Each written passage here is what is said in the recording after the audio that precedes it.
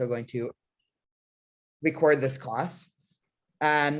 So this is part 2 of our deep dive into Shabbat, just a 60-second reminder of what we did last week. So last week we really introduced sort of the wider meta issue of Shabbat in general, and the entire point of last week's class, if there was sort of one lingering thought in terms of what the entirety of last class was about, was the idea that in Jewish tradition, Shabbat is really seen as a break from the natural world.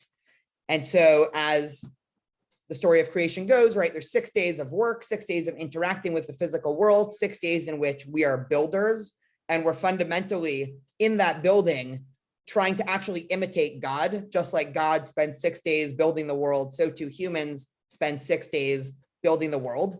And in that last day, there's something that is extra natural, or another way of saying that is metaphysical, in which Jewish tradition recognizes that is something beyond anything physical, beyond anything tangible, certainly beyond anything in terms of money and economics. And so just the idea of Shabbat, and this is still all a summary from last week, for anybody who wasn't around last week, you can feel free to watch the full recording. I could send it your way. But the main idea and the reason why Shabbat ends up being such a fundamental cornerstone of Jewish tradition is because of this idea of Shabbat is an acceptance that there's more to the world than something physical, which opens the door for everything that I think religion at its best stands for, right? Religion is at its best when it gives us things that are immaterial, such as ideas, such as love, such as service of God, service of ideals that are higher than ourselves, service of ideals that are immediately, tangibly, or economically lucrative, right? In the service of something more than that. And so Shabbat comes in Jewish sources, and in terms of this wider summary of Jewish sources, Shabbat ends up being seen as the most important theological act that one can do. And at the very end of last class, I showed a piece of Talmud that seems shocking and stunning, but when probed into deeper, I think we can start to pull apart why Jewish sources go this harsh. The Talmud in a lot of places equates a disrespect of Shabbat with idol worship, because it's another way of saying if somebody doesn't value the fact that there's more to life than physical goods, well, that's just the same thing as saying that physical goods are the most valuable thing in our society, which is quite literally what idol worship is, right? Idol worship is, from some point of view, the worshiping of physical entities. Okay, today we are going to go in a completely different direction, and we're going to discuss what it means that we are not supposed to do work on Shabbat. And so I have 2 big meta questions that I'm hoping to tease out today, and I'm hoping that it'll lead at the end to a robust conversation. So one of the things that we discussed last week, and I'll share my screen in a second so we can get some sources, is that what it means to rest on Shabbat, this sounds tautological, but it means to not do any work, right? If we know anything about Jewish tradition, especially the Talmud, is not content with an idea as seemingly simple as don't do work, right? The Talmud wants to know, what does work mean, right? We're all about legal definitions here. And so the Talmud and subsequent Jewish sources really tried to peel apart this idea of work. So question 1 that I want everyone to have on their mind, what does it mean when we say not to do work on Shabbat? The second question that I want to ask, and this is, I think, a more contemporary question, is work on Shabbat subjective? So I forgot who asked this last week.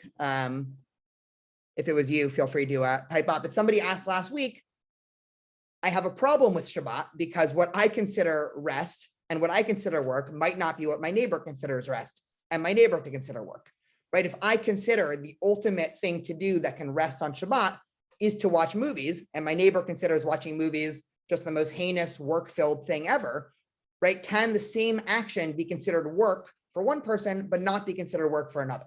So those are the 2 meta questions that I want to tease out. Okay, I'm going to share my screen. And I will ask somebody to read it. Jerry, can I ask you to read this first source, the Exodus source about Shabbat? I want you to read. Oh, I'm sorry. You need to, am I muted? You are not muted. Go for it. Okay, I'm sorry. Exodus 20, verse 8 to 11. Remember the Sabbath day to keep it holy. 6 days shalt thou labor and do all thy work. But on the seventh day is the Sabbath unto the Lord thy God. In it thou shalt not do any manner of work, thou, nor thy son, nor thy daughter, nor thy manservant, nor thy maidservant, nor thy cattle, nor thy stranger that is within thy gates. For in 6 days the Lord made the heaven and the earth, the sea, and all in them, and all that is, I think that's supposed to be all that is in them, and all in them is, and rested on the seventh day. Wherefore the Lord blessed the Sabbath day and hallowed it. Perfect. So open Okay. question. Want me Feel to free go to shout it out. Where is this What source happened? from? Are you frozen, Daniel? No, I'm here. Okay. Where is this source from? You want the next one? No, stay there for a sec. So this is from the 10 Commandments. Can people hear me? Am I still frozen? Perfect. So this is, of course, one of the 10 Commandments. And we also say this is the traditional Kiddush for Shabbat morning. So anybody that's ever been at a Shabbat morning and does the full Kiddush, right? The Friday night Kiddush is what we studied last week, right? That's the Genesis version of Shabbat. This is the Exodus version of Shabbat. And this is introducing a new idea that we didn't see last week. What is that new idea? This is introducing a completely different dimensionality to what it means to have Shabbat.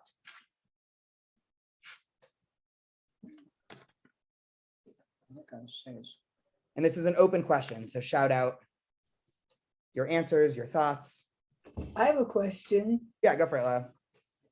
I work on Shabbat at Temple, and you work at Temple. I do write. I write down names, and I get people to come do aliyahs.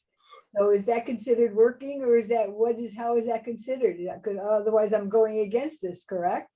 So Lila, I'm going to ask that you save your question for like 35 minutes because Okay. that's the exact question that I want to end up with. Okay. And Right. I think we'll build towards there, but I love it. All right. Okay. But Lila, now that you're on mute, what aspect of Shabbat does this source bring up that we didn't touch last week in the Genesis source? Don't ask me the questions. I'm sorry. Okay, so I will answer. Dealing with an elder. Okay. No, you're perfect. So this is the first time that we're being introduced to a dimension of Shabbat that says that what we consider work isn't just yourself, right? If we take this source at face value, this isn't just on Shabbat. I'm not supposed to do work. Anything I own is not supposed to do work, right? So if I own animals, if I have workers, right? Doesn't matter if those workers are Jewish or not. If I have, let's say in more practical contemporary terms, what if I have a business that's running on Shabbat, right? Through online? What happens if you have computer programs? Or you can imagine some futuristic utopian world where they're talking about robots, right? Like you can imagine the endless questions of in this definition of work, right? Of what is work. We see here that there's a definition that goes beyond what you can physically do, right? That your definition of work, you're actually responsible for other entities that are under your autonomy. And so the first thing that I just want to point out about work, and one thing that I think the 10 Commandments and this Exodus source really introduces in, is that there is a dimension of work that actually says it's not all about what you physically are doing, right? That there is an intentionality aspect or an ownership aspect for your work. Okay, so I want to move down here, right? This is just that same source from last week that goes through these 39 sources of work. And the Talmud wants to know, as the Talmud often wants to know, where do we get these 39 categories of work, right? Why is the Talmud concluding? And we'll see how this leads us right into this wider conversation, Lila, that'll eventually get us back to your question of what happens if you are writing on Shabbat, when clearly the Talmud explicitly says anyone who writes 2 letters is breaking Shabbat, right? How do we navigate that in the contemporary world, right? We'll get exactly to that question. But before we go there, Maddie, I see you raised your hand. Can I ask you to read the source and then I'll get your question? Yeah.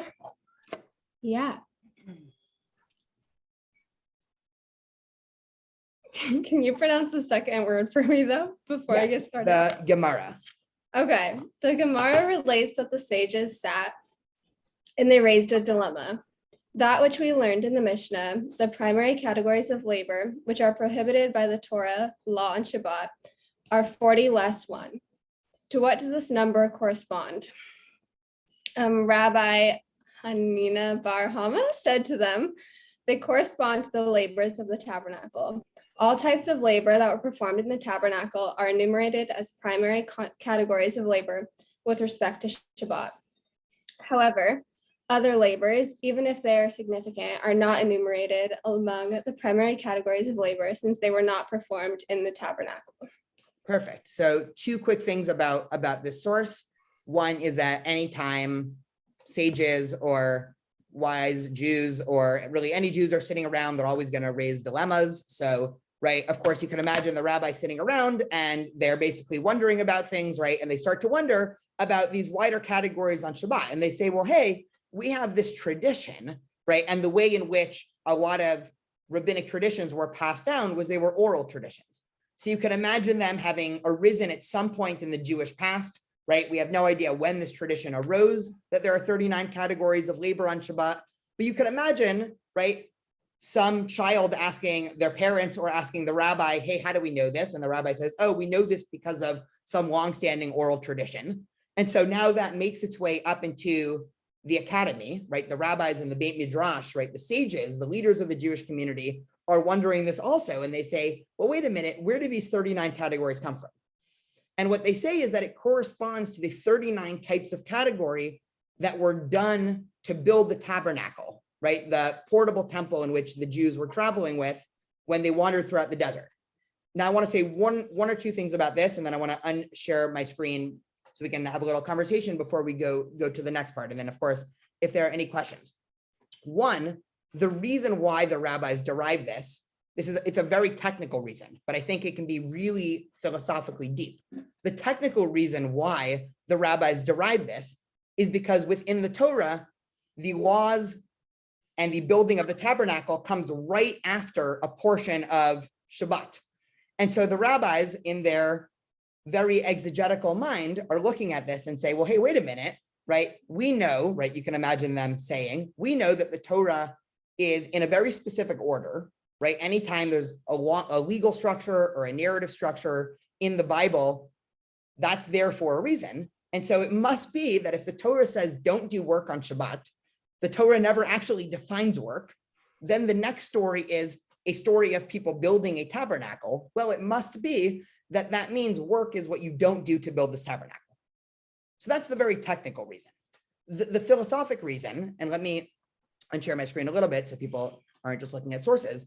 The philosophic reason and a way in which this goes a little bit deeper, and again, this is still all introducing this idea of work, is that just like Heschel says, and I said last week, I'm going to continuously be going back to Abraham Joshua Heschel's book, The Sabbath. So if anybody is looking for more, it's a very short book and highly recommend it.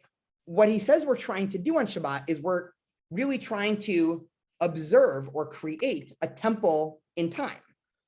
And so from some Jewish philosophic or theologic perspective, celebrating Shabbat and ensuring that our Shabbat practice is beautiful and our Shabbat practice is robust and our Shabbat practice is consistent is the same job from some perspective as the building and the upkeeping of a temple, right? If we think about what we're trying to do on Shabbat, both in terms of service of God, in terms of our personal psychological benefits, in terms of what it does to build and bolster a community, it really is in that same language of trying to build a mikdash, which is the Hebrew word for temple, and mikdash just means something that's holy. And as Heschel points out, Shabbat is actually the first time that this word holiness is used in the Torah. So let's take a couple minutes to get some reflections. Maddie, I know you had a question, and then we'll go head on into what I think will be a really interesting debate in the Talmud about subjectivity versus objectivity. Yeah, I was just wondering, are the sources we looked at last week, maybe I missed it, but it seemed like the Exodus source like had a stronger assertion that on the 6 days, you should be like fully committed to working and fully committed to the material world, that I didn't really see for like a person. I mean, obviously when it's talking about God, he's involved with the material, but for a person, and I'm just wondering like how much weight is given to that and the contrast of Yeah. the two. That's a great question. Really a great question. So two differences between the Genesis source and Exodus source. And let me try to pull up while I'm talking, I'll pull up the sources from last week just so we can see the Genesis source. The Genesis source is all about God, right? So Shabbat is a part of the creation story. It's not obvious, right? For us, whenever we approach the Torah, we're like people who have already read the end of the book, going back and reading chapter 1, right? But if you imagine you don't know how the story unfolds, it's not necessarily intuitive that we're supposed to copy God in celebrating Shabbat, right? Like we always read the story of creation as like, oh, of course, God rests and now we rest. But like in the actual story, it just says, you know, God rests. And so this is really not necessarily the first time, but this is the first major time in which the Torah says, hey, actually, this is supposed to be a communal practice. And you're totally right. And one of the things in which the Midrash or the rabbis note in their interpretation of this is that there actually is a Jewish legal imperative to work. And so the rabbis were very against. And when I say rabbis, I mean the rabbis of the Talmud. So 2nd to 7th century CE, just to put a date. I'm not just talking about some vague group of rabbis that are living in America, right? The rabbis of the Talmud, they viewed it as a Jewish imperative to actually go out in the world and do work, which is something that I don't think is obvious, right? Because I think there could be an ethos within certain religious groups that any engagement with the physical world and any engagement with the material world and any engagement with the economic world is a necessary evil. And Judaism has never viewed an engagement with the world as a necessary evil. We actually view engaging with the physical world as something which on 6 days you're actually supposed to do. And it's problematic from a Jewish point of view if one refuses to engage with the world on those 6 days, because it's a part of Jewish tradition and so much of the Jewish ethos in the world, right? Judaism is a tradition of primarily action, right? So obviously we have, right, we talked about this a little bit last week. We have our ideas, we have our theology, we have our philosophy, but primarily, you know, Jews are people who want to go out and do things. And perhaps the central, you know, one of the central ethics of Judaism is bettering or perfecting or fixing the world, right? What some people call tikkun olam, right? But there are other names for it. And the only way to do that, as a lot of Jewish sources make clear, is actually engaging with the world. There's a really interesting, I wasn't gonna bring this up, but just because I think this idea is so interesting, there's a section in the Talmud where the rabbis are asking why the Jewish commandments seemingly are so random, right? A question that probably, you know, anybody who's studied any Jewish commandments, and the rabbis say, well, it looks like there's commandments for everywhere. There's commandments you're supposed to do on your doorposts with a mezuzah. Then there's commandments about how to build your roof, right? You're supposed to have a fence around it. Then when you go outside to your field, there's commandments about how you plow your field. Then when it's time to reap your harvest, then there's commandments for what you do there. And the rabbis are basically saying, like, I don't get it, right? Why do we need all this diversity? And the answer that they give is they say, well, the whole point is that Judaism is something that sticks with you throughout the day. And that we're trying to, and a huge part of the rabbinic Jewish ethos is that Judaism is not something that should be confined to a temple or one time, right? But the only way to actually do that is to engage with the material world. So yes, love that question. Any other questions or thoughts or wider comments about really anything, but specifically this idea of work?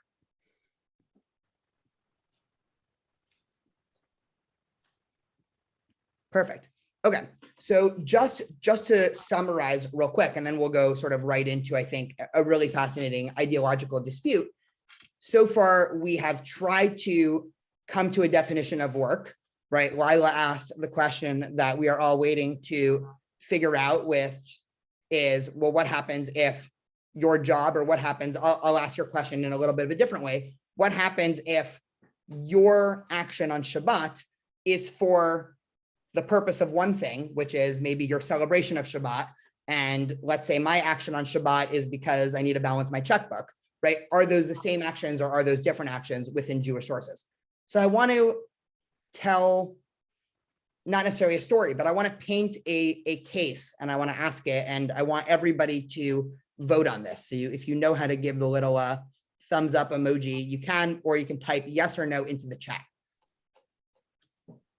It's Rosh Hashanah morning, and you are about to enter into the sanctuary, right? You've gotten there bright and early, and you are excited for, a day at Shul.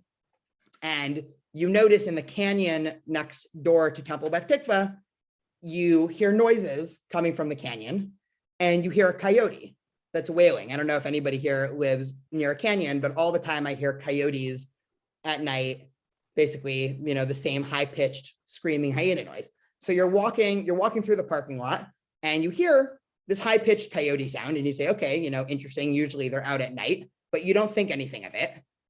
5 minutes later, you walk into the sanctuary, and you realize that wasn't a coyote, that was actually the sound of the shofar. So the question's as follows. We know that Rosh Hashanah morning, there's a Jewish law that says everybody needs to hear the sound of the shofar. Does your having heard the coyotes count as you hearing the shofar or not? I want a yes or no vote in the chat here. And there are What do you think? I have no idea. and I'll read out the answers as they come. So Tammy says no. Tammy Jacob says yes. Josh says yes. Tony says no. Wait, I don't understand. Do you mean like he heard a shofar as coyotes? He heard coyotes as a shofar. So Okay, he misinterpreted coyotes as a shofar. Yeah, so just to say the case again without sort of the intense building up to it, right?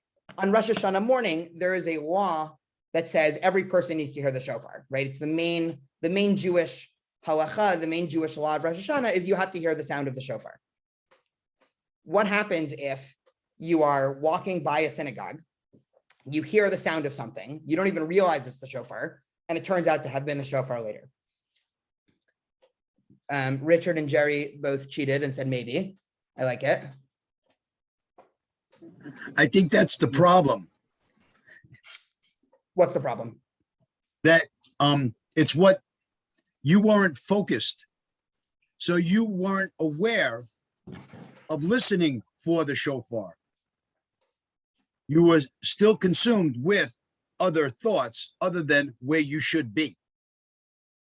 Okay, so you're introducing, so just to sort of highlight this, because I think you're introducing a concept that we didn't previously have in this question, whereas it's not, maybe the mitzvah of hearing a shofar isn't actually about hearing the shofar, right? Meaning if the legal definition of hearing a shofar was you heard a shofar, who cares how you hear it, right? Who cares if you know it's a shofar, if you don't know it's a shofar, if you hear it and you can hear it clearly, if you don't hear it clearly, right? You heard a shofar. What you're saying now is that, no, you need to hear the shofar and then have a certain thought process while you're hearing it.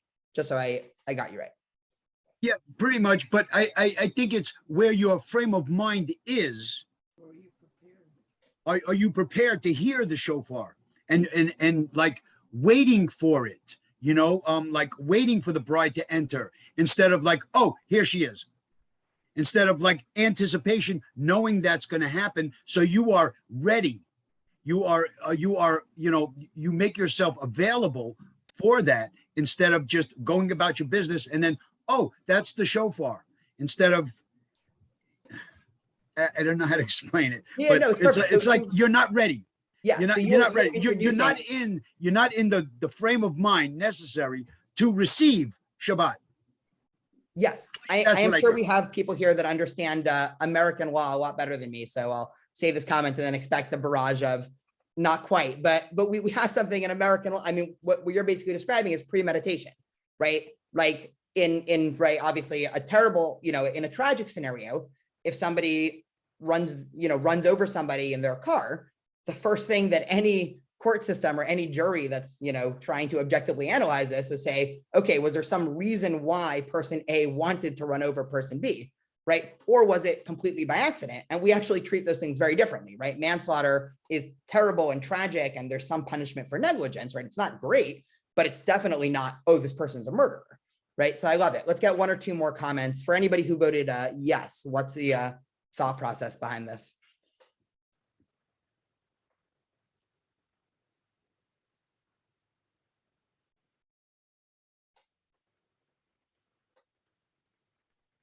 All right, I'll take a stab. A little different than what Tony just said. I think you heard it, even though you didn't hear it in your heart. Like you still heard it. I don't know if that, like I'm kind of on the fence about this, but that's just kind of my feeling. Like it feels like it should be yes, even though you weren't really attending to it. So Okay, so you're coming from some extent, if I had to summarize, as opposed to Tony's, it's all about the premeditation, all about the intention. You're saying at the end of the day, you heard the shofar, right? Like if the Torah says, hear the shofar, and you're hearing the shofar, like hard to argue with that, right? And like, in this other case, right? Just because we differentiate between premeditation and first degree murder doesn't mean the end result is necessarily different, right? There's, the same objective effect has happened on the world. Obviously, society is going to view this person differently. There's a difference in terms of the surrounding ethics there, but in terms of end result, perhaps it's the same. Let's get one or two more comments here. Yeah, go for it, Esther. I think when you're transitioning from. Esther, you need to be a lot louder. Sorry, I'm There not we close to the computer. I think when you're transitioning from the secular, from the parking lot to the synagogue, and you hear coyotes or the shofar, if you will, you're not in that zone of being ready to hear the shofar. You're still transitioning from the profane to the holy. So you're not sure what you may have heard. I think I would have known the difference because we have so many coyotes in our area. I might have known the difference between the coyotes and a shofar. Yeah, but if you never heard it before, you wouldn't really know. But what I'm saying is that you're transitioning from one mindset to another as you get closer. Yeah, But I love it. Yeah, go for it. But I think that's the whole idea about Shabbat, when the commandment was, you don't do anything but to be in service, if you will, right? That's the whole idea, is not to do work. You are basically, you're to take that day and almost acknowledge the very existence of everything around. That's because of God putting it there. Yeah, no, I agree with you, but going back to this, because we're eventually going to get there. So just to lay that out, there still needs to be, or at least the way that Jewish tradition and the Talmud perceives this, is there still has to be a legal structure to what that means. And this is where we're going to get to at the end of the day, right? The wider meta conversation that I want to have is what the relationship is between rigid Jewish law in terms of Shabbat and what we're actually trying to accomplish on Shabbat, and what happens if there's a conflict there, which Lila asked the perfect question. And that was not even the example I was going to use, but I think that's better than the example I was going to use, because there you have a perfect clash, I think, between the way in which Jewish law functions and in terms of what a community basically needs in order to function, or certain communities need to function on Shabbat. So we are going to get there. I want to go just back to the sources for a second. So you promise, so I can show you that I promise that I am not making up these thought experiments, and that Jews have been sitting around, probably not Zoom calls, but at least synagogues and Beit Midrashot, arguing this exact question for many years, because this is part of the Mishnah. So this is written 1800, 1900 years ago. So this exact case, right? If you're passing behind a synagogue, right? So you're walking by a synagogue, or somebody happens to live right next door to the synagogue, and you hear the sound of the shofar, or maybe it's the holiday of Purim, where you're supposed to hear the scroll of the Esther. The way the Talmud describes it is, if you focus your heart, you fulfilled your obligation. If not, you have not fulfilled your obligation. And the Talmud then goes on to ask the obvious question, which I can already hear everybody here screaming. What does it mean to focus your heart? And so there's two different opinions there, right? I was going to include all this, but didn't want this source sheet to be, 20 pages, right? One opinion on what focusing one's heart means is very practical, right? It means you realize what you're hearing is a shofar, right? The second thing that focusing your heart means is a lot more what Tony, what you were describing, which is you had specific intention and were in the right mindset, not just to say, oh yeah, that sound, that's a shofar, but you were actively thinking, I am ready to hear the shofar. I am ready to be transformed by it. I'm ready to fulfill the mitzvah of it, whatever that is. But what this case introduces is an entire, I'm going to use the term rabbit hole because we'll see in a second, it really is a rabbit hole into what I think any good legal system has, which is this massive gray area when it comes to intentionality behind action. And what happens in a legal system when intention and what the law is trying to accomplish conflict. So moving right on to Shabbat, and we'll immediately see how this is relevant. Would anybody like to volunteer to read? Josh, mind can I pick on you? Go for it. Yeah, one who extinguishes the lamp on Shabbat because he is afraid due to the Gentiles from whom he is hiding in his home, and due to thieves, or if one is afraid due to an evil spirit, i.e. he is depressed and prefers sitting in the dark, or he is extinguished, or if he extinguished the lamp due to the sick person so that he will sleep, he is exempt. However, in a case where he extinguishes the flame in order to spare the lamp, spare the oil, or spare the wick, he is guilty. Okay, thank you, Josh. So one of the 39 things you cannot do on Shabbat is put out fires, right? Extinguishing is one of the 39 categories, right? So there's no argument about that, right? Anybody who's paying attention to laws of Shabbat knows turning off a fire, no. But the Talmud's, what the Mishnah is starting to say here is, well, wait a minute, what do you mean, right? You're telling me you can't put out a fire on Shabbat. That's considered work. Well, the implicit question here that the Mishnah is asking us to think about is, what is the purpose of the work behind extinguishing a fire? Right? Why would you on a normal day of work ever want to, let's say, turn off a light or turn off a lamp? Or what is the common occurrence or the common reason in which one turns off a light in their home? So if I were to ask the group here, right, when you leave a room on a Tuesday, right, or you're leaving your house for the day, presumably you're turning off the light in your house, or you're extinguishing all the candles before you go out, right? Presumably that's in order to save some resource, right? If you're an environmentalist, right, you want to save the environment, right? If you're worried about the gas or electricity costs, right, you want to save money there, right? So if in a case where on Shabbat, you're putting out the fire in order to save your lamp, to save your oil, to save your wick, to save your electricity bill, right? Like a temporary example, then you're guilty, right? That is work. You have desecrated Shabbat.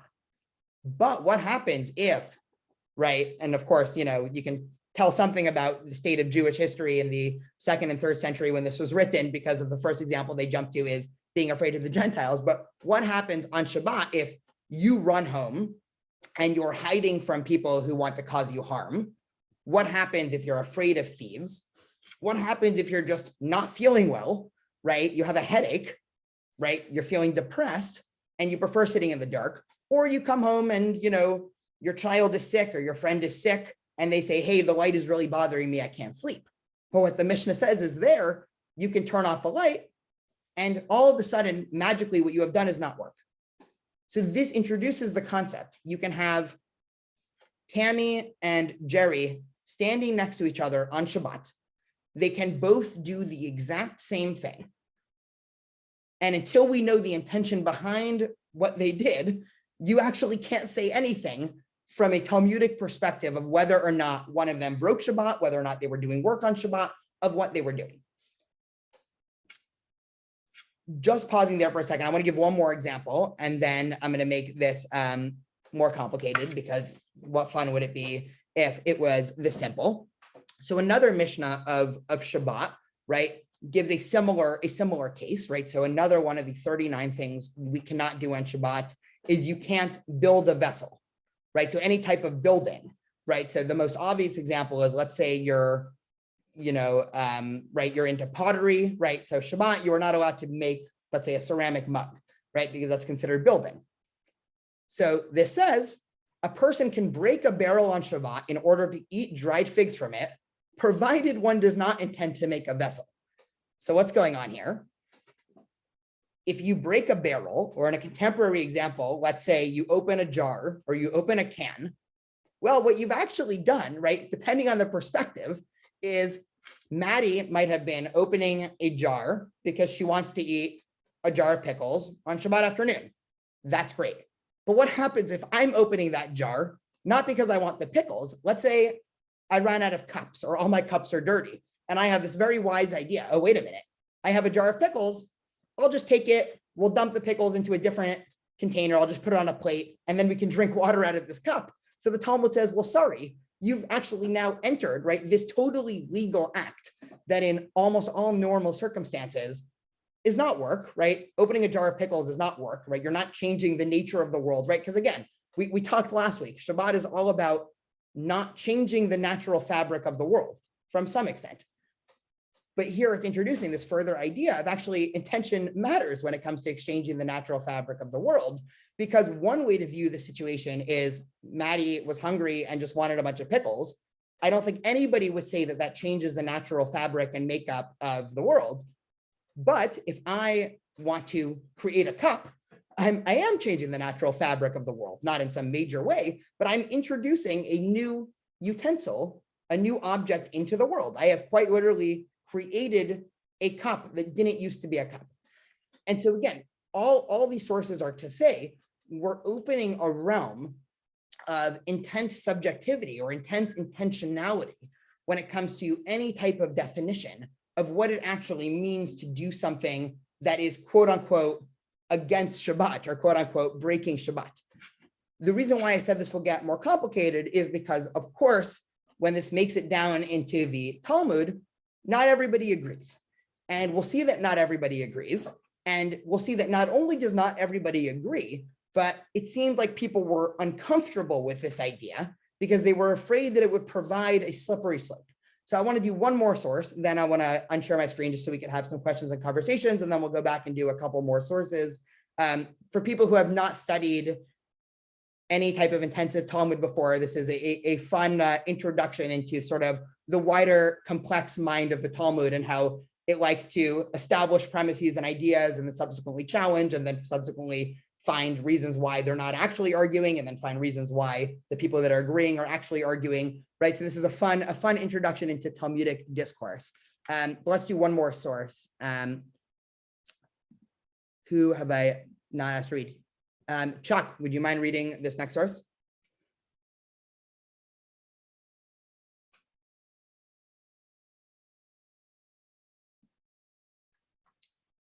I think you are on mute. Can you hear me now? Yeah, perfect. Rabbi Yehuda says no vessels may be dragged on the ground on Shabbat, since it is akin to digging a furrow. Rabbi Shimon says one may drag a bed, a chair, and a bench across the floor on Shabbat, even though it creates a furrow, as long as it does not intend to create a furrow. Awesome. Thank you so much, Chuck. So this should seem like similar territory, right? But now we're getting a different opinion, right? Rabbi Yehuda could be classified in some sense as a consequentialist, right? Rabbi Yehuda is saying, right? And when it says the floor, right? This is the time before most homes having, nice tile or carpet or anything like that, right? You can imagine, right? The synagogue floor was basically just a bunch of dirt. And so the question arises of, okay, well, you're having, let's say, a luncheon on Shabbat, and you have all these chairs or all the pews in the synagogue. And after davening, after shacharit is over, you want to set up for lunch. And so you have, everybody basically helping out, moving the pews and moving the chairs. So inevitably that's going to create holes in the ground, or it's going to create a furrow. And if we go back, just so people know that I'm not making this up, right? If we remember our long list of 39 categories of what one is not allowed to do on Shabbat, right? Everything that's a part of the everything that's a part of the farming system is included in that. The first one or the second one is plowing, right? The rabbis say, well, what is the essence of plowing, right? It's making holes in the ground. And so they say, okay, well, digging is one of the melachot, right? Digging is one of the things you can't do on Shabbat. And so Rabbi Yehuda says, okay, you can't dig on Shabbat. You can't do anything that will inevitably make a hole in the ground. Rabbi Shimon, right? He seems much more similar to what we've been doing so far. He says, no, we have it all wrong. Of course, you can drag your bed or a chair or a bench or the pews on the floor of Shabbat, and it doesn't matter if it creates a furrow, as long as you're not saying, hey, look, I'm going to dig this beautiful hole, or isn't this convenient? If I drag the pew here, then we can, plant tomorrow and we won't have to go dig the hole again. I want to unshare my screen for a second if people have the source and they want to stay on it, but I want to ask at this point, two questions. One, in terms of our sort of meta question of what is work? What would you say work is, given the sources we've done so far? And in terms of this dispute, in terms of this machloket, a difference of opinion between Rabbi Yehuda and Rabbi Shimon, which one do you seem to be more reasonable? So open question. You can pick one, you can pick two, you can pick neither.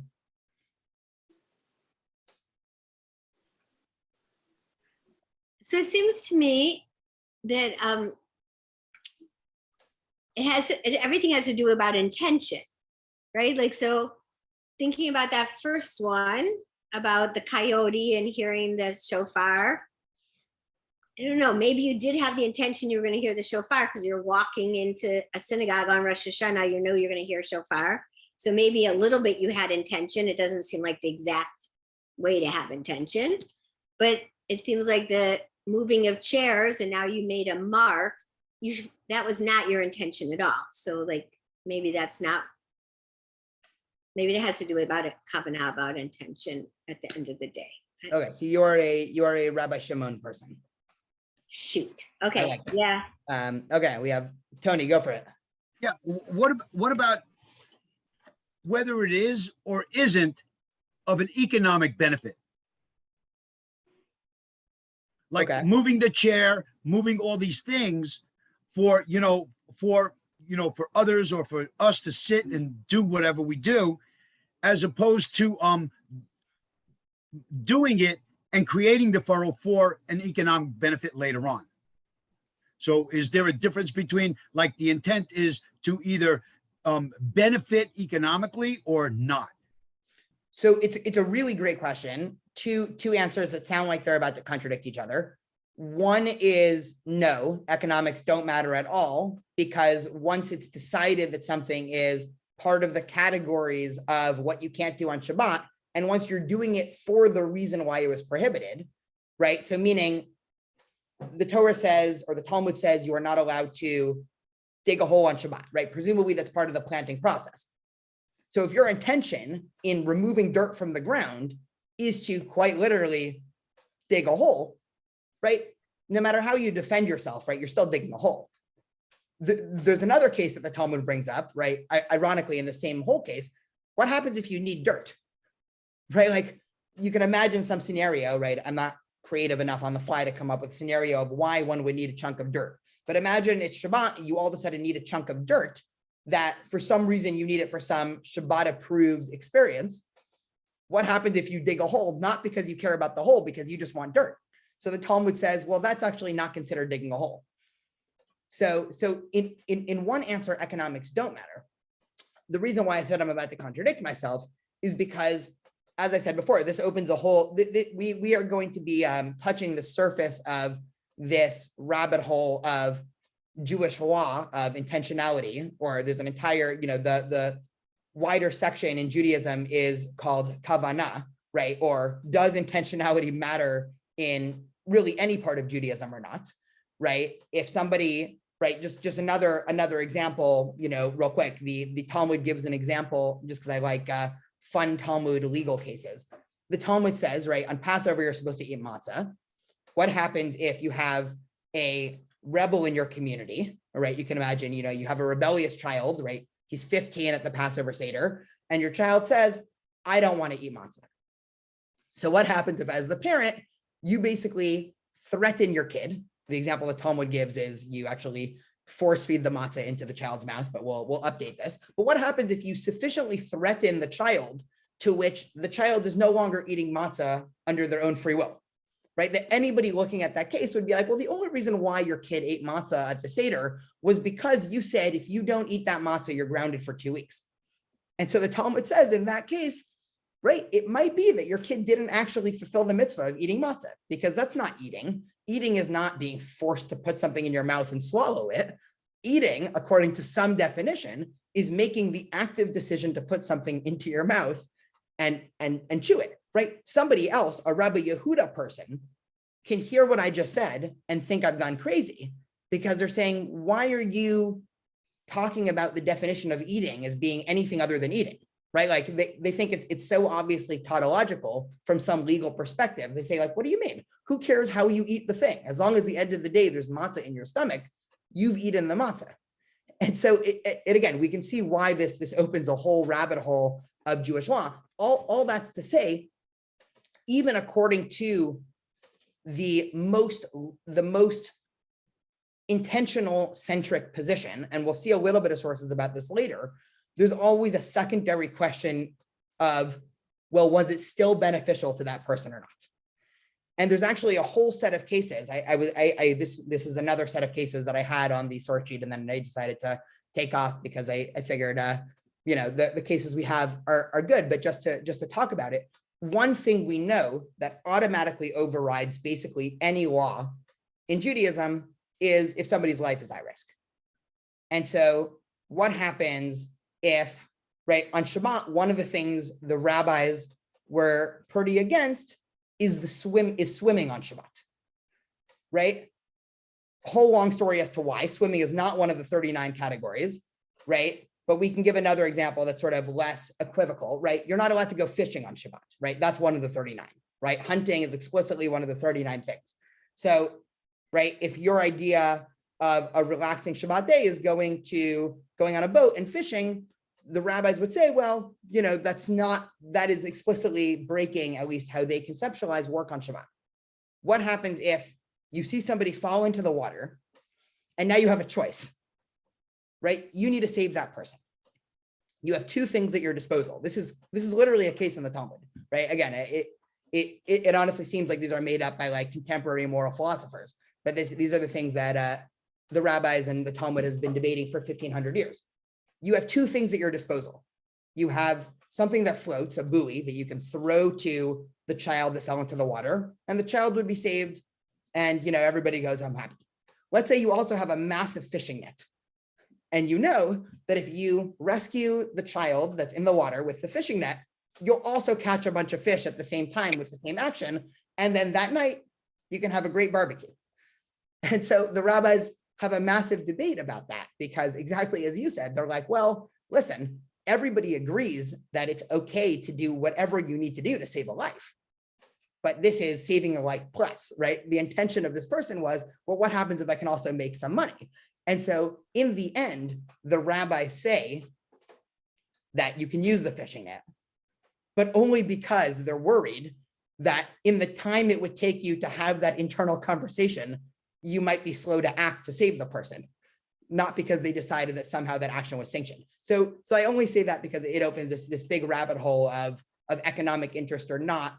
So yeah, I hope that interesting tangent made at least a little bit of sense. Other thoughts and questions? Let's do like 1 or 2 more minutes of thoughts about this sort of intentionality debate before we move on. Well, one thing that comes to my mind, also I just saw like Lila waving her hand, so maybe she wants to go next. But, we'll do you, then Lila, and then I saw Maddie also. okay. So go for it, Josh. It's like whether you're being productive or not. And it sounds like Shabbat, it's like you can do stuff as long as you're not productive about it. But then it also raises the questions like, what if your job is a firefighter and your job is to extinguish fires? Are you obligated to still work because you're doing stuff to save people, or are you expressly prohibited from not doing that because that's so like infused in work? And I'd really like to know an answer to that, or like other things like being a doctor, like are you allowed to work on Shabbat because you're saving lives, but you're also working, and that kind of tension is hard to like reconcile with just intent alone. So I think it's like several different axes, like intent's important, economic like benefits / productivity is important, but it's like also this general idea is like trying not to work, but also knowing when to. And I think that's like something to try and do in like 39 points, but it's like, obviously you can't like come up with a case for every single situation. Yes, 100%. So there are about 250 between the Babylonian and Jerusalem Talmud, 250 pages of, and when I say pages, I mean double-sided pages, really 500 dense legal pages where the rabbis have all these arguments. And notoriously the laws of Shabbat are some of the most difficult sections of Jewish law. And when I say 500 pages of Talmud, that's not considering the fact that on every page of Talmud, for every one page of Talmud, there's probably at least 1,000 pages of commentary on that page, right? If we look at the last 1,500 years. So that is a great question. And the rabbis play around with sort of all these cases to give the most direct answer. Whenever it comes to any life-saving principles, basically all Jewish law goes out the window. And so for that case, the firefighters and doctors, and for any of those, like there it's pretty unequivocal, and it doesn't even matter about intention. The way that the Talmud describes it is, if there's a medical emergency, let's say, it's like Shabbat doesn't exist, right? So let's say, right, and this case comes up, right? If we think about, let's say, the Orthodox community, I actually remember a case. So I grew up in an Orthodox shul in San Diego, and so the rabbi of our shul, well-known Orthodox rabbi, and there was one Yom Kippur, right? So a day where not only are you not eating and drinking, but you're not using electronics, right? Nobody has their phones, right? And Orthodox Jews are not driving, right? Somebody fainted in the sanctuary in the middle of Yom Kippur. And so obviously somebody faints, right? You have to call 911. And the rabbi said, I'm going to be the one to do it. And that's actually straight from the Talmud, right? And the Talmud basically says, if Shabbat needs to be broken in order to save somebody's life, you basically have, the way the Talmud describes it is, the person of the most notoriety in the community do it, assuming all things equal. Because you don't want there to be a case in which, oh, leave it to one of the, people in the back row of the synagogue who might feel bad about doing it, right? Like you want to explicitly show that saving a life is more important in this instance than Shabbat. So in that case, all questions of intentionality, right? Intention doesn't matter, Shabbat doesn't matter, Yom Kippur doesn't matter, right? Whenever a life is at risk. So great question there. Just one follow-up comment, just because again, if things were too simple, Judaism would be a lot less fun. The interesting follow-up questions that have been debated by Jewish thinkers are, okay, well, there's a clear black and a white, but what happens in that gray area in the middle? So if somebody needs to be rushed to the hospital, right? Obviously you break Shabbat. If somebody has a common cold and you don't have any reason to think that they need to go to the doctor, right? You probably don't break Shabbat. Where is that middle ground, right? There it gets a lot more complicated, as it always does. Lila, did you have a question or thoughts? I was just going to say that Rabbi Shimon answered my question, that because what I'm doing is part of the service when I'm writing the names. So that answered my question, didn't it? Yes, it did. Well, it began to, I think, begin to answer your question, because I think, well, I want to do a couple more sources there, but yes. Sorry to infringe on you. No, it's perfect. No, which is why I brought up the case, because I think, again, this is sort of a wider debate in terms of rituals in general, right? There's always been this. I mean, Jews and people of any ritualistic religious community have been debating for thousands of years, right? Is the point of a ritual for the objective ritual itself, or is the point of law for the objective law, or is it a means to an end for something else? And you see that debate with Shabbat raging in full force, right? When we say you're not supposed to write on Shabbat, or when we say you're not supposed to extinguish a lamp on Shabbat, why? Is there something objective in the writing down of something that we think is bad on Shabbat? Rabbi Yehuda would presumably say yes. Rabbi Shimon would say, well, why is one writing? What's the intention behind it, right? And there is when it gets a lot more complicated, where I think the door could be opened to all of this philosophic inquiry of, okay, well, once intentionality matters, how do we, as Jews living in a contemporary community in the modern world, how do we balance the legal tradition with the intentionality tradition there? Someone has, Marilyn, go for it, and then I'll go back to Maddie. I think you're on mute. Yeah, okay, sorry. Okay, but life is not the same today as it was 1,500, 2,000 years ago when these laws were discussed and debated and written. Fishing, if someone wants to go fishing, this is not their livelihood, that they're not doing it as work. I just think we're losing sight of that. We're doing it almost as a place of looking for our soul. Maybe that's where we're going to make our connection with God, or the a higher spirit, because it gives us a chance to be out in nature, communing with. Okay, so that's what I'm thinking. Yeah, I 100% like am in agreement with that. Like personally, I do think that's the next logical set of questions to ask is once. Okay, just to sort of work through the argument of what we've done so far and why I agree with you. Although I do think that there is one more conflicting or confounding variable at the end, which I'll introduce in a second. We tried to define work. We said that work is different for different individuals, right? Intentionality matters. And so once intentionality matters, right, I think it matters not just the intentionality of doing the action, but why you're doing it, right? Because that to some extent has to matter, right? And there is room in Jewish law for that, 100%, right?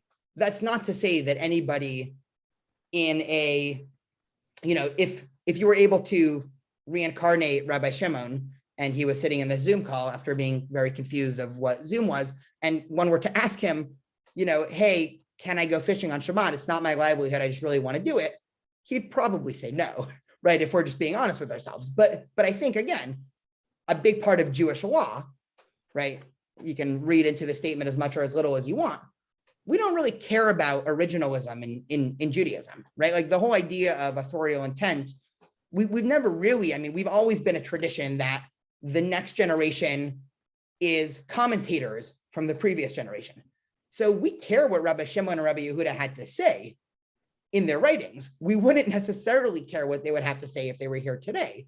And this is, one of my favorite stories in the Talmud. I'll tell the story and then we'll get Maddie's question. Is the story in the Talmud of Moses visiting Rabbi Akiva's classroom, right? Moshe, the one who received the Torah from Sinai. Rabbi Akiva was one of the leading rabbis of the Mishnah. So this is presumably a difference in, trying to do math really quick, right? 1,600 years. So Rabbi Akiva lived 1,600 years after Moses. And so the Talmud says a story, Moses time travels 1,600 years in the future. And he's sitting in Rabbi Akiva's classroom and he has no clue what's going on, right? Like zero clue. Understandably, right? Because as you said, things evolve, right? Things change over 1,600 years. One of the students then raises their hand and says, Rabbi Akiva, you're teaching all of these ideas. How do we know it? And Rabbi Akiva said, oh, that's easy. These were things that were told to Moses by God on Mount Sinai, right? He says, halacha Moshe miSinai, right? It was part of the oral tradition that God gave Moses. And the student says, okay, great. And Moses, who's sitting in the back of the classroom, confused, breathes a sigh of relief. And then the story continues, but that part of the story ends. And so all the commentators say, well, how can Moses have gone from being confused and not understanding everything to being happy? And they answer, they don't use this language because in the medieval age, they were talking very differently, but they said that Moses to some extent realized that when you have a foundational text, be it the Torah, be it the Talmud, be it the Constitution, right? To some extent, right, you value the text, right? If you want to have any robust legal system, you need to base it in some document, but you also need to allow room for interpretation. So I 100% agree with you. even if I think it would be more complicated thrown back into this same legal structure. Maddie, did you have a question or comment? You are also on mute. Okay. Yeah. I think just going back to the two different ones, like the intentionality with that example, two things. I think like the product is the idea that like the thing has been moved, not that we've created the trench. But it all, do they use the word trench? I don't know. But it also like kind of seems like a convenient example, because as you're pushing, and we're getting into minute details, but say you were pushing a bench or pushing a chair, that trench or trivet or whatever you want to call it is going to always be actively behind you. And so, and like out of view kind of thing. So I'm like, if you looked back and were like, oh shoot, I made a mark in the ground or something. Like, I don't know. So what, just so I can kind of get what you're saying there's something different because it's behind you. It's almost like an after effect instead of like a necessary result. I'm trying to. Yeah, I guess it's just like, I don't know how to say it without making it seem like if I was doing it, there's like a way I could manipulate it. Like I could be like, oops, I didn't see it. Like I didn't see I was making this thing. But that's not like really what I'm saying. Like just that it is like, I don't know now. No, I love it. So your ingenious plan for like how you can get around Shabbat and actually out of the field is like just having to drag a bunch of benches. No, well, I'm like, so the product would be like, I want the bench here and it's there, so I'm gonna move it. If I'm pushing it, then I'm not consciously looking at the divot that is being made while I'm doing the action. It is something that I recognize has been made after the action is done. Got it. Okay. So I'm just trying to. No. Taking advantage of that as an afterthought. Yeah. So again, the afterthought taking advantage of it seemingly matters less. Meaning, again, it's all about that initial intention, right? So again, according to some view of Rabbi Shimon's opinion, as long as the initial intention was kosher, it doesn't make a difference what the effect is, right? Like you could have, accidentally done or purposely done some action, the result of which, your entire budget is balanced for the next 2 years. And even though it's going to be of enormous benefit, right? I don't actually have a good thought experiment as to how that can be possible, but like, as long as the intentionality was pure, that's not considered melacha, according to Rabbi Shimon. I'm about to complicate that in 1 second. And I think, Maddie, this might almost be your question, which is why I was trying to probe a little bit deeper, because just let me share my screen for a second and then explain a little bit more about sort of the Talmud's methodology here. Rabbi Shimon and Rabbi Yehuda are rabbis from the Mishnah. So they're called Tanaim, right? So they're rabbis from the period of, let's say 100 to 400, give or take, 50 to 100 years. So they are considered to some extent more authoritative than the rabbis that come after, the rabbis in the Gemara, who are called Amoraim. The interesting thing, going back to, I think, Marilyn, what we were just talking about to some extent, is whenever the Amoraim, right, the rabbis of the Gemara, felt very uncomfortable with the statement of an earlier rabbi, they would try to reinterpret it. And so, very similar to Maddie's question, the rabbis become increasingly uncomfortable with what could be the natural consequence of Rabbi Shimon's position taken to an extreme, which is, so wait a minute, you're telling me, according to Rabbi Shimon's position, there is no objective definition to work, right? Because Rabbi Shimon is almost going full postmodernist here, right? To some extent. He's saying there's no such thing as a definition, as an objective definition to work. Right, in terms of Jewish law. All that matters is the intentionality behind why one does an action. So the Talmud then questions that, right? So we'll do this case, and then we can see some thoughts. So the Talmud says it was taught if you have a candle behind the door, right? So you imagine a candlestick right behind a door, right? You can open and shut the door in your usual manner. And if, in blowing that gust of wind, the candle gets extinguished, it's extinguished, right? So a classic Rabbi Shimon case of who cares, right? That you didn't have intention to pull out the candle, who cares that you did so? Now we're introduced to Rav, right? Rav was a later rabbi who would curse anyone who did so. So presumably there were people, as Maddie was suggesting before, maybe there were a lot of people who considered it very convenient, right? If your problem was every Friday night, your home would be lit up from all the candles that you were having for your Shabbat dinner. Maybe before Shabbat, you very craftily plan, put the candle right by the door. When your guest leaves, he'll inevitably open the door. The candle will be blown out. And you found your ingenious way to get around Shabbat. So Rav would curse that person.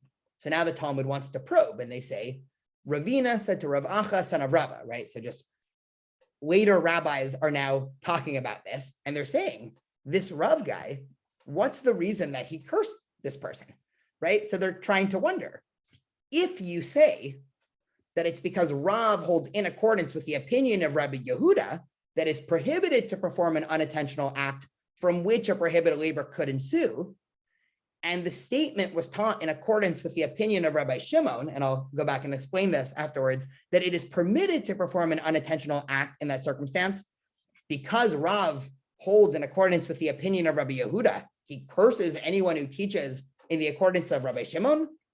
So these two rabbis notice Rav cursing anybody who did this Maddie devised candle method, and the rabbis are confused as to why Rav is cursing, and they say, okay, we get it. Rav is a consequentialist, right? Rav follows Rabbi Yehuda. Fine, right? Lots of smart people follow Rabbi Yehuda. But, right, we're in a pluralistic community to some extent, right? The Talmud's saying, right? There's more than one rabbi, right? Rabbi Shimon exists. And so if other people decide that Rabbi Shimon is more reasonable, why is Rav going around cursing anybody who follows Rabbi Shimon, right? Do we all get the question here? I see some vague nods. That's good. Right? The Talmud continues, right? They're relying on Rabbi Shimon, whose opinion is legitimate, right? So they're very confused why Rav is going around cursing people that are presumably following Rabbi Shimon. He said to him, in this case, even Rabbi Shimon would concede that it is prohibited, because as Abaye and Rava both said, Shimon concedes in the case of, if you cut off the chicken's head, will it not die? What does that mean? Right? I think I mentioned this last week. There's a case, another case in the Talmud that says, right, and this is a little bit of background. I don't know the historic legitimacy of this example, but it's the example the Talmud gives. Apparently, before the age of dolls, if people wanted to give their children toys to play with, they would give nice chicken heads for their kids to play dolls with. And so what happens, right? It's Shabbat afternoon, your kids are bored, and you say, oh, great, there are 2 chickens that I have outside in the coop. Let me just kill them real quick and give the kids these chicken heads to play with. So at first glance, this would seem like classic Rabbi Yehuda okazing, because if Rabbi Yehuda is the intention person, your intention wasn't to kill this chicken. Your intention was you wanted to get this toy for your kid. So they say, no. Rabbi Shimon would concede in that case, right? He's not so naive as to suggest that you can have a case where you're doing an action that's going to inevitably end up in another action 100% of the time and claim, well, it wasn't my intention. So the rabbis here are heavily limiting, and let me unshare my screen just so we can talk about this. The rabbis in the Gemara are significantly uncomfortable enough with Rabbi Shimon's opinion that they heavily limit it. They say, okay, it seems like Rabbi Shimon is going full postmodernist. There's no such objective definition to any work on Shabbat. No, actually, Rabbi Shimon has lines too. And Rabbi Shimon's lines are a case in which you're basically like wink, wink, but really everybody knows you're killing the chicken. Everybody knows you're inevitably trying to do this act. So this is a position, just to highlight this one more time, whenever the Gemara heavily limits the Mishnah like this, it's another way of saying the rabbis in the Gemara were very uncomfortable with this idea, and so they tried to reinterpret it. So now we have three different views here, right? So just to lay this out, and then we'll get some comments or questions, and then I only have sort of one more food for thought source, and then, obviously I'm happy to chat and talk about this for as long as we want, right? We have three different major opinions that we've come across. We have Rabbi Yehuda, who is consequentialist. It doesn't matter why you're doing what you're doing, as long as you do an action, you've done an action. We have Rabbi Shimon version 1, who I'll call it. Rabbi Shimon is full, I'll call it legal postmodernist. There's no such thing as an objective definition of work, right? Maddie and me and Lila and Jerry, right? All 20 of us can do our own individual, we can all do the exact same thing on Shabbat for 20 different reasons, and that is 20 different legal consequences in terms of our keeping or breaking on Shabbat. Then we have Rabbi Shimon round 2, which says intentionality matters, but to a point of reasonableness, right? You can't go around killing chickens and say, well, I wasn't trying to kill them, I just wanted the head. So at this point, with these three opinions, similar question as before, what do we find most salient here? Do we find anything problematic? How does it relate back to Lila's case about writing on Shabbat, right? And then we'll go to one or two more sources.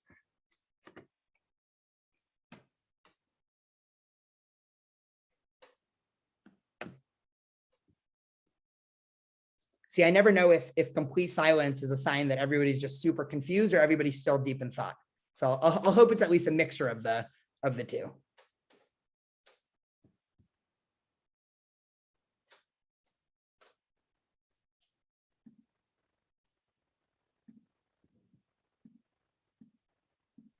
I have a question about Rabbi Shimon, that Yeah, go for it. second example. So basically what he was saying in the second example, that's hunting,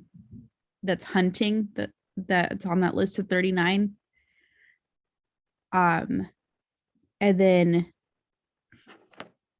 so basically he's saying that if you're trying to do something that looks like something else, but really your intention is to break that, what are those 39? Is that what he's saying?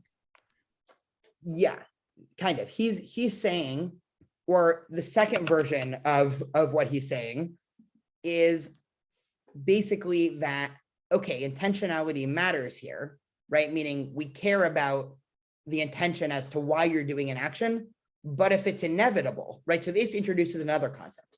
Until now, we had intention and we had consequentialism. Now we're introducing a new concept, which is inevitability or percent chance of something happening, right? In the dragging the bench case, you can very well rationalize and you say, well, listen, I'm dragging the bench across the courtyard. I have no intention to dig a hole.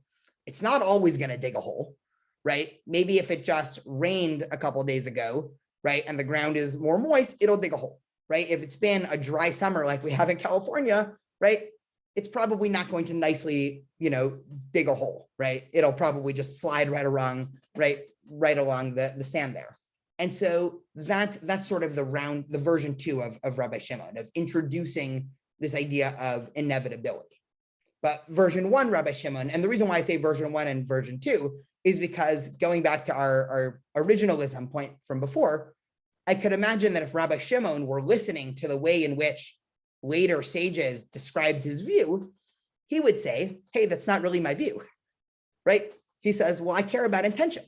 We actually know that he cares about intention. I just want to show one more source. It's funny, I threw this, unlike all the other sources that I decided to cut off, this source I wasn't expecting to do, but I put on just to show a different ramification of this ideological dispute. So I'll show this real quick and then I'll unshare my screen again. There's another story, right? Same two people, Rabbi Yehuda and Rabbi Shimon, right? In a completely different context. And Tony, can I ask you to read?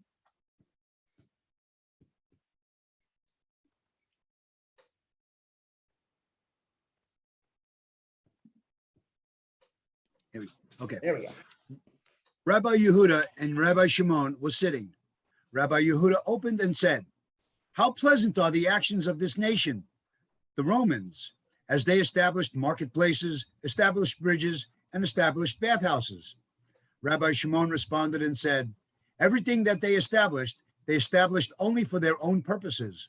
They established marketplaces to place prostitutes in them, bathhouses to pamper themselves, and bridges to collect taxes from all who pass over them."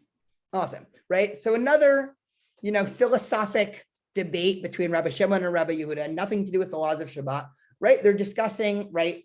This is at a time when the Roman Empire was in charge of the land of Israel. And so the two guys, presumably they were study partners and friends, they're hanging out. And Rabbi Yehuda says, "Hey, listen, there's been a lot more market activity around here, right? It's really nice that there's all these marketplaces and bathhouses, right? Consequentialist, right?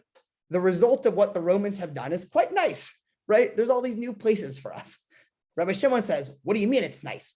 The intention of these places is terrible, right? Look at what's being done in the marketplaces. Look at what the intention behind it is, right?" So again, nothing to do with the laws of Shabbat, but just so we see these ideological threads that are consistent through. And again, right, this is also just, I'm going to make a tangential point and we'll go back to Shabbat in a second. Whenever anybody asks, the most common form of question that probably any Jewish educator or rabbi gets is, what does Judaism think about? And then somebody says X action. And it always feels like a cop-out when you say, well, it depends. But the more you study Talmud, the more you do realize it depends, because we have just completely different ideological starting points here, right? Like, is Jewish law all about the intentionality behind it? Or is Jewish law all about the consequences behind it? And how you answer that question, right? And it's not even necessarily a binary, right? There's a whole spectrum in the middle. There's all these middle cases, right? And how you answer that question will result in you having drastically different Jewish practice, right? If you're just a consequentialist, then it doesn't make a difference if laws are still applicable, right? There's going to be a lot less legal progression, right? Because it doesn't matter if somebody asks, let's give an example, right? The eating of kitniot on Passover, right? So on Passover, the custom developed in a lot of Ashkenazi communities to not eat rice and legumes and soy and things that could be confused with grain, right? And at the time when this became a law in the late Middle Ages, it made a lot of sense, because your average person could very well get confused between something made out of wheat and something made out of soy or something made out of rice. Today, with modern labeling, I can promise you nobody's going to be confused between a rice product and a bread product. And so there's a debate in the Jewish community, as there is in every situation like this. Do the laws of kitniot still apply? Should Ashkenazi Jews be able to eat rice on Passover? And if you're a consequentialist, right, if you say, well, the law is the law, it doesn't matter why the law was put into place, you'll say no. If you're an intentional person, you say, well, the intentionality of the law was to ensure people don't eat bread on Passover. And so that's not going to happen anymore. Therefore, the law is irrelevant and obsolete. So we have this sort of meta debate throughout all of Jewish practice, with the subsequent also middle cases of inevitability and percent chances. Let me do just one more source just so we can finish off. I definitely wanted to get to the source because I find it interesting, provocative. I find myself sometimes very much agreeing with it and sometimes very much disagreeing with it, depending on what mindset I'm in. So I don't know what mindset I'm in yet today. But Lawrence Kushner, a renowned Reform rabbi, I think he lives in NorCal, but I could have completely got that wrong. So he writes a book called Thinking Shabbat. And he says, we need a word or a way to describe liberal Jews who are serious about Shabbat. Because his problem is as follows, right? There's a word in, let's say, the Orthodox community for what it means to keep Shabbat, right? It's called being Shomer Shabbat. The implication of what it means, if somebody says they're Shomer Shabbat, it means generally, colloquially, that somebody is sticking to the halachic legal T of everything that has to be done on Shabbat. So he says, okay, well, in the liberal Jewish community, we need our own word. we need our own way to describe what it means to be serious about Shabbat. So he says in Deuteronomy 5:11, right? This is the second set of the 10 commandments. We are told Shamor, keep the Shabbat. But in Exodus, right, this should say 20, right? But in Exodus, right, in the first set of the 10 commandments, the verb is different. We're told Zachor, the word for remember. Perhaps it is for us to create a new standard of Shabbat behavior called Zachor Shabbat. One who is Zocher Shabbat will remember throughout the day's duration that it's Shabbat. We'd say to another, do anything you want as long as you remember that it's Shabbat. And that will ensure that whatever you do will be lichvod HaShabbat, for the honor of Shabbat. So he's proposing a perspective shift. And when I read this, right, you can't help but immediately think of, this is Rabbi Shimon's opinion taken to its most radical conclusion, right? If everything is about intention, from some perspective, as long as the entirety of Shabbat, everything you are doing is for the sake of Shabbat, right? For sure, including Lila, you're writing down, but also host to a whole range of other things, right? You need to go to the market to purchase some wine, right? Commerce is usually, right, a big no-no on Shabbat because somebody from Shul forgot to purchase wine and now you want to have Kiddush. Well, of course, right? That's Lichvod Shabbat, right? All of these categories he's proposing, okay, an entirely new paradigm of Shabbat. In one side, and I'll just give my brief commentary here, and then I would love to hear some thoughts, right? Part of me thinks this is an excellent idea and wonderful, and I really do think this is a wonderful conception of Shabbat. The other question is, do we lose something when it becomes only about intention and objective actions have no meaning? Meaning, is this a realistic, right? My cynicism is asking, is this a realistic framework?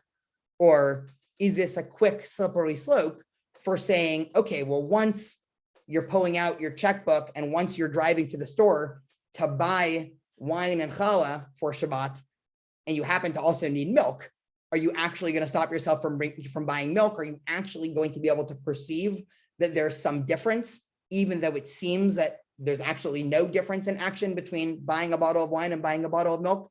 Are you actually every moment going to be intentional enough to say, no, it's Shabbat, I'm only buying the wine?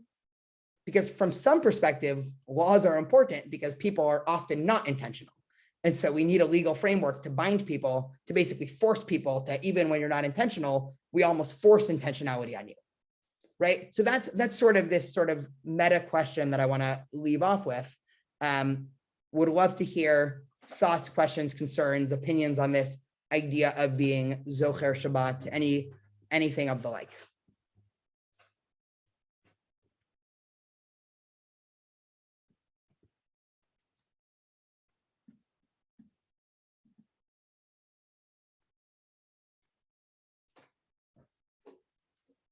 I'll go back to my everybody's either confused or thinking hard or some mixture of both. Go for it, Tony.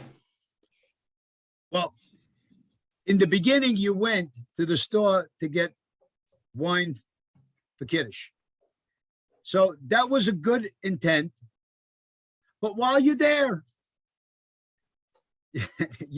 it's almost like I should go home, not buy what I need, and then have to come back, waste more money or time or whatever, when I could be more productive doing something else at the same time. So is it better to just, while I'm here, pick that up also because I forgot and just because I'm here, I can do it? Or should I just negate it and make another trip or day of it when, something else could be more productive in that time? This is the exact slippery slope, because the problem, and I'm usually against slippery slope arguments, by the way. I really hate it, right? There's nothing that makes me want to do something more than when somebody says, well, doing that's a slippery slope. Maybe it's my love of adrenaline or quite literally slippery slopes I'm a fan of. But like there's nothing that excites me more than when somebody says, well, doing that, it's dangerous, right? You might end up in this and this and this. And I say, well, no, it won't. But sociologically, I mean, just the most obvious example of this, which there's still Jewish sociologists writing about. I think it was the 70s or 80s, or the American conservative movement made a decision with, right, very reasonable rationale behind it to say for, 100 years or however long cars were around for, right, the conservative movement said no driving on Shabbat, right? Doesn't matter if you're driving for a Shabbat intention, or doesn't matter if you're driving for, you want to go to the baseball game. In the 70s or 80s, right, I'm sure a quick Google search can find the years, the conservative movement in America came together and said, well, actually, given, the economy and given American sociology, we now say you're allowed to drive on Shabbat, but only for Shabbat purposes, right? So they went to a Rabbi Shimon like, right, they wrote a famous responsa, which was heralded by a lot of people at the time as like, this is great. I think the rationale behind it, my personal opinion, the intention behind it is great. I actually really like the conservative responsa, right? It actually dictates a lot of how I, utilize my own personal Shabbat practice. Sociologically, though, most people recognize this is probably the biggest thing that single-handedly hurt the conservative movement writ large, because before this, people basically had to live within 2 miles of the synagogue, right? If you're not driving on Shabbat, right, you have to live close to shul. And all of a sudden now, even though the intention behind this was good, this basically, if you're now part of the conservative movement, which at one point of American history really was the biggest and fastest growing movement, now it's the opposite. There really was a point where you say you move to a new city, and rather than say, okay, am I going to spend the extra $70,000 to buy a house in neighborhood A when I can live in neighborhood B? It's 10 miles from shul, and then I'll drive every Shabbat. What was happening was exactly your case, Tony, where people were saying, well, once you're on the way to shul, well, you're also passing by the cheaper gas station. So even though you can get to shul and back on Shabbat without getting gas, well, might as well fill up here. Once you're there, well, I didn't have coffee this morning. I didn't have time to make it at home. I'll run in and get coffee, right? You can see how over generations this builds up. So I don't have any good answers. And my personal practice might very well contradict what I think is sociologically reasonable here. And I see people have to go. If people want to leave, the class is formally over. I'm just happy to stay and have these conversations as long as anybody wants. Any other thoughts or questions or comments? I think being legalistic about it absolves you from being really honest with yourself about your own intentions. Yeah, I really like that. Can you say more about that? Well, I mean, if you're just saying, well, the rules are the rules, I have to follow the rules, then you don't have to think about it, and you don't have to be really intentional about, do I really need gas right now? Do I really need milk? It's going to be a pain to make a second trip to the grocery store, but it's the right thing to do for my practice. So, I should wait and do it later. Yeah, I 100% agree. And one of the critiques that I have personally, just of the sociology of, the more traditional Jewish communities is I do think that at some extent, the intentionality behind a lot of Jewish practices has fallen by the wayside, and it's become very routine and things like that, right? It gets to the point where you don't even know why you're doing something. You're just doing it because, well, we always do this, and there's zero intention behind it, right? So the other side is a slippery slope also. The only difference, I think, and I agree with you in terms of personal practice. I think, just to play devil's advocate, the only sociological difference is if you have a community that's rooted in law and rooted in ritual, even if they forget the reasons, the next generation is still going to be doing the rituals. And there's a very high chance of one of them saying, hey, why every Sukkot are we shaking this, palm frond, and them answering the question. Then the reverse, if a community is only based on intention, once you lose that intention, if you're not tethered to a legal system, it's probably very hard to come back from that. So, but again, in an individual perspective, like I agree, right? I think the ideal is, even according to, right, let's take the positive case, even according to opinions in the Talmud that are consequentialist, right? So let's say there are opinions in the Talmud that says that if you force feed somebody matzah on Passover, they fulfilled their obligation, right? Even though there was no intention behind that. even according to that opinion, they would say it's still worse, right? So they would still say, well, the ideal is to do both, to eat the matzah and to have intention. If you can't, yeah, sure, like shove it down your throat, but like nobody's just legalistic as a ideal in and of itself, if that answers the question. But yeah, there is a very there is a very slippery slope. I mean, this was, I'll just give one more Jewish historical tangent, because that's just sort of the way that my mind thinks in terms of Jewish thought. This was the big debate. You see this debate all throughout the Hebrew Bible or the Tanakh between the prophets and the priests, right? You have one group of people, the priests, that are obsessed with the temple, right? They spend their time every day showing up and sacrificing animals. And that's what they viewed as the most important religious practices. And then all of a sudden you have the prophets coming on, right? You have Isaiah and Amos and Ezekiel and Jeremiah coming on and basically saying, if you're just sacrificing animals and you're still terrible people, you're not doing anything right. And so they spend their whole careers, basically, I mean, you read through the book of Isaiah and you read through the book of Amos, and the entire thing is like a vested critique of ritual, because they're saying exactly what you were saying, Tammy. They're like, to some extent, you've become so obsessed with ritual that you've mistaken the means to an end with the means. Like the means, right? Judaism sort of always viewed ritual as a means to an end. It's very easy to confuse a means to an end with the end in itself. So that was exactly the critique. And that's also, by the way, been the prophetic tradition has been the sort of guiding ethos of the liberal American Jewish community, right? Like I think, in congregations in the Reform and even conservative and Reconstructionist, right? Every community outside of the Orthodox community, they're much more likely to be talking excitedly about Isaiah and Amos than they are to be excitedly talking about the book of Vayikra or Leviticus with its animal sacrifices and laws and things like that. And there's a very good reason for that.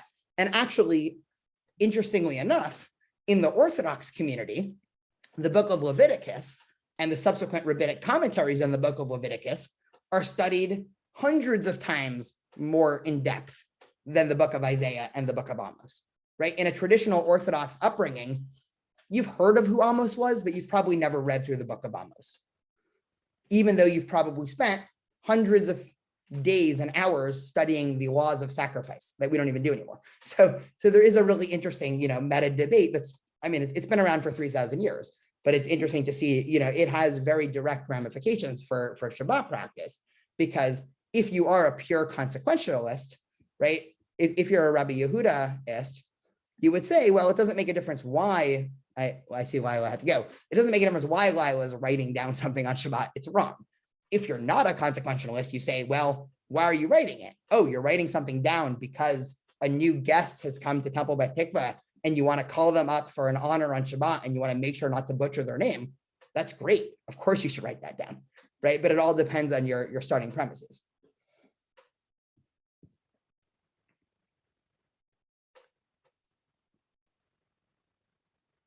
Okay, go for it, Tony.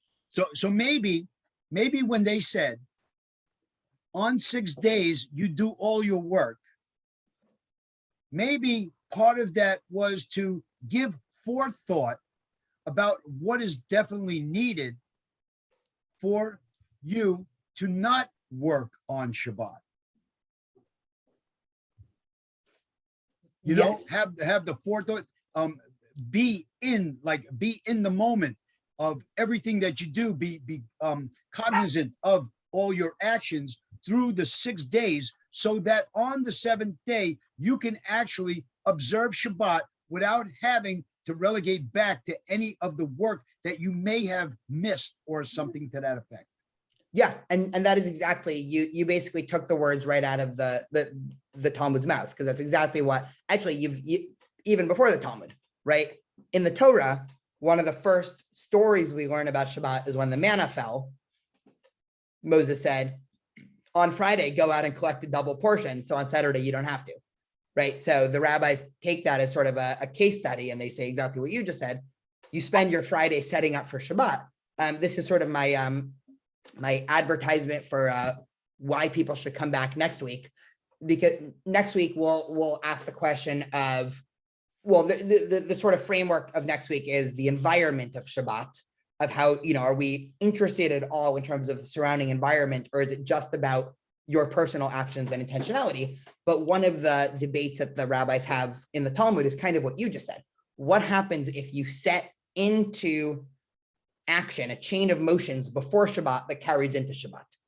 So an example is, what happens, right, if you want, I don't know, a nice steak for Shabbat dinner, right? You're not supposed to cook on Shabbat, right? It's one of the 39 categories. What happens if 1 minute before Shabbat, you put a piece of meat on your stove? And so, right, you've started the cooking before Shabbat, but most of the cooking actually happens during Shabbat, to the extent where environmentally in your house, even though you're not doing any action on Shabbat, you're basically cooking something on Shabbat, right? Is that okay or not? And this is actually another big debate that the rabbis have, which kind of gets to your thing of, when do the laws of Shabbat basically creep into the pre-Shabbat time or not? Which I think is a really interesting question that the rabbis deal with. I'm gonna just end the recording.